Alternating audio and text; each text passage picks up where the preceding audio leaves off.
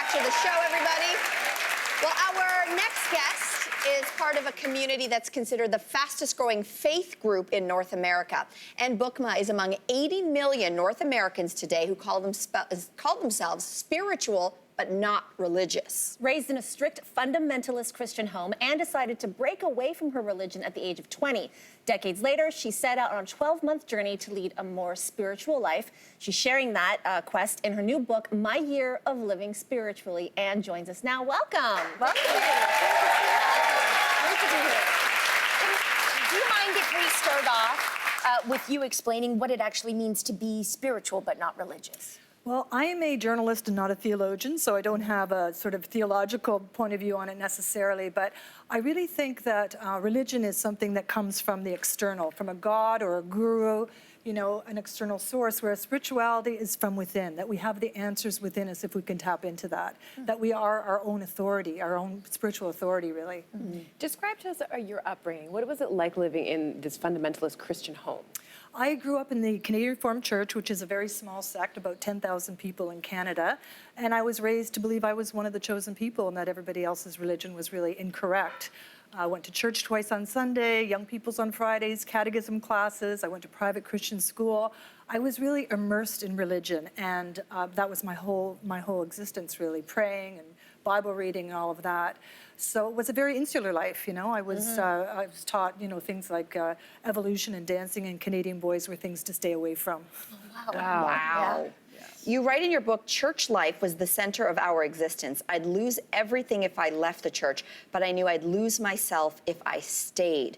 What happened that made you realize you wanted to leave your church? What happened? Right, I went to journalism school. I started to meet people of other faiths. I made friends of, you know, many different people, and the scales sort of fell from my eyes, and I saw that the church that I was raised in, although I was brought up in a happy home, a loving home, the church that I was raised in taught me some bad ideas. You know, women couldn't be leaders. It was anti-gay, I felt it was the only true church, and I just didn't believe it anymore. And it was a real crisis point in my life because I love my family and I wanted to be, you know, part of my family, but I had to leave the church and I was threatened with excommunication. Is that what your family did? They threatened you, or? The church threatened me with excommunication, that my soul was barred from the gates of heaven. They wrote me a letter and told me that. And the way my family was raised, they believed I was headed for hell. So it was a very difficult time. Wow. Wow. Now, 3 years ago, you embarked on a 12-month journey where you tried 24 different sort of things to help you tap into your spirituality. You did goat yoga, you did a witch class or a witch workshop, you did all these sorts of things, and I'm curious to know what you were hoping to find by doing them. Right, I did 24 different practices. Like you say, I went to a witch camp for a week. I did psychedelics. I did magic mushrooms for the first time in my life. It was amazing. I floated in one of those float tanks. I booked myself into a tree house for a few days of complete solitude. I experimented with crystals and Reiki and essential oils. I did a past life regression session. It was quite the adventure. It was amazing. And the reason I did all this is I turned 55 that year. I was kind of in a midlife slump. My kids were about to leave home. I had challenges in my long-term marriage. Too much Netflix, too much wine. I wanted to make a change. And the end result was really, you know, we're all on a spiritual journey till the day we die. I'm certainly not perfect, but life is better. I watch less TV, although I'm really glad everyone's watching The Social today. I drink less, I'm more content. I have a daily gratitude practice. I changed some relationships in my life that weren't working. I have a greater sense of peace today. Yeah. It doesn't sound like you're the only one, doesn't sound like you're alone in this, because as you say, 1 in 3 faith-owned buildings will be closing in Canada over the next decade, and only 1 in 5 Canadians attend regular traditional religious service. So why do you think so many people are turning away from traditional religion? Yeah, they are. The numbers are huge. 80 million people consider themselves spiritual but not religious. I think there's a lot of disillusionment with traditional religion, especially fundamentalist religions that don't allow women to have leadership positions. Like I say, anti-gay. Many of them deny climate change. And they are often very critical of other religions. So while people are leaving organized religion in droves, we're still hungry for a sense of spirituality. And the great spiritual writer Thomas More says he believes the great problem of our time is this loss of soul. Yeah. And I think he's right. And I think we are so hungry to have that spiritual sense in our lives, and we're looking for ways to do that. And church isn't fulfilling that really. And yet, in many ways, there is such a community that sort of is automatically built into an organized religion. I know that's one of the reasons, especially on my Filipino side of the family, that everyone really adheres to that because it really is a family. But for those who still are seeking that sense of belonging and not finding it in organized religion, how are they finding that sense of belonging in community in other ways? It's so true what you say, that sense of belonging is something that religious life gives us. And I think it's one of the most elemental aspects of our human nature is to belong to a tribe, to be seen and known. And going to religious services every week, we are seen and known. So that is a great comfort of church.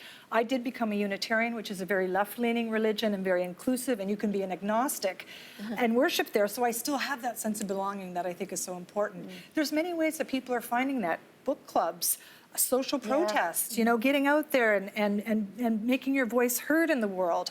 The Camino Trail. I mean, there's all kinds of ways people are gathering. It is a bit more challenging than just going to a building once a week. For sure, you have to be more intentional about it, I think.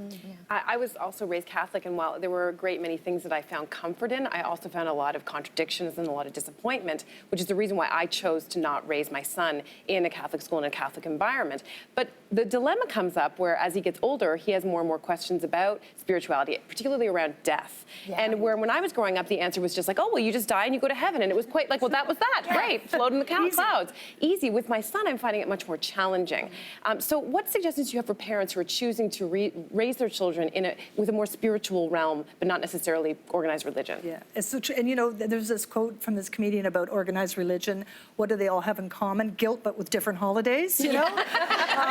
But it's so true what you say about children, because my kids, I was going to the United Church, they were young, and I didn't really believe all the stories anymore, and yet I felt I should bring my children, and they would look at me and say, do you believe in God? And I would say something vague like, God is the good in you, you know, because I wasn't really sure what to say to them. But I think it's okay to say to kids, life is a mystery. I don't have all the answers. Maybe there is a heaven, maybe not. Who knows?